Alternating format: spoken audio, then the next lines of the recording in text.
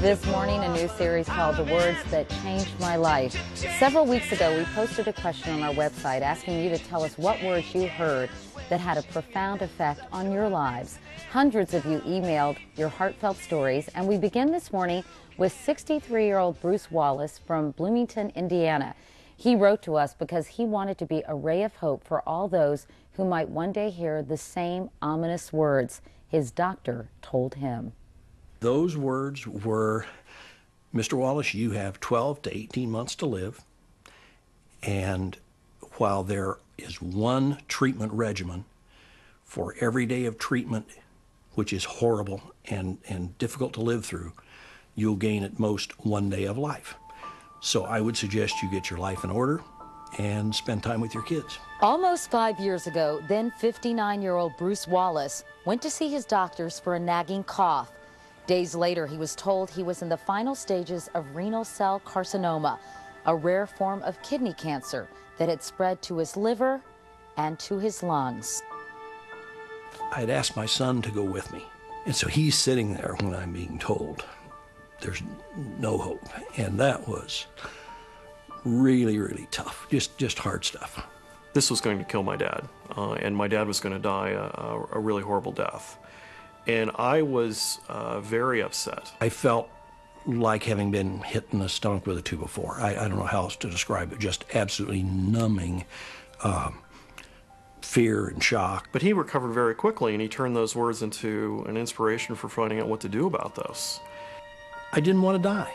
I guess I didn't want to die. It had been a great year. I was feeling good about things.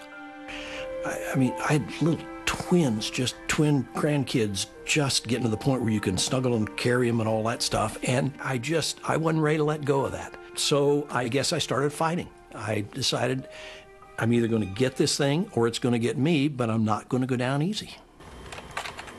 Bruce began what's become his mission, seeking out the most up-to-date information about doctors and treatments. Could you lie back, please? Within 2 weeks, Bruce was here at MD Anderson Cancer Center in Houston, Texas. Since his first trip to Houston in 1999, Bruce has endured 4 major operations, removing his diseased kidney and several lung tumors. That's in addition to months of experimental and traditional vaccine therapies. So what we're going to do is we're just going to look again at the CT scans that were done. I probably am as knowledgeable as, or more so than an awful lot of doctors who don't deal with this on a daily basis. That would be counted as more than one prior therapy. Okay.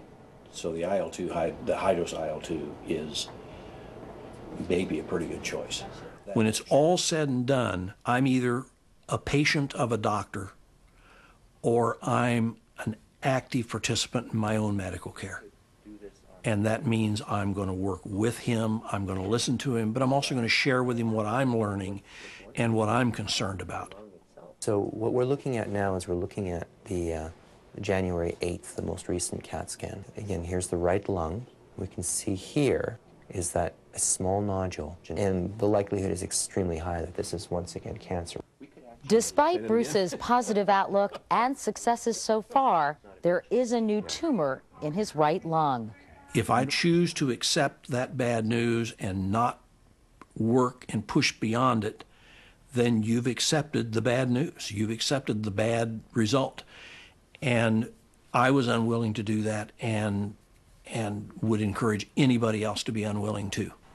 Life's short enough without not getting every minute we can out of it. Bruce credits his longtime companion, Myra, for getting him through this. Hey, hotshot, how you doing? He spends lots of time with his family. He's not slowing down, not losing his positive outlook, and not stopping his search for a cure. If you looked at him, talked to him, did things with him, you'd never know that this man was terminally ill. He has completely enjoyed his life. Yeah, if I can stretch it out long enough, maybe that day comes when they announce, hey, they've got a cure for renal cell cancer. I woke up this morning. That sun was shining across the valley on the trees over there, and boy, it was pretty. And I think, you know, this is a bonus day, and it's another bonus day for me.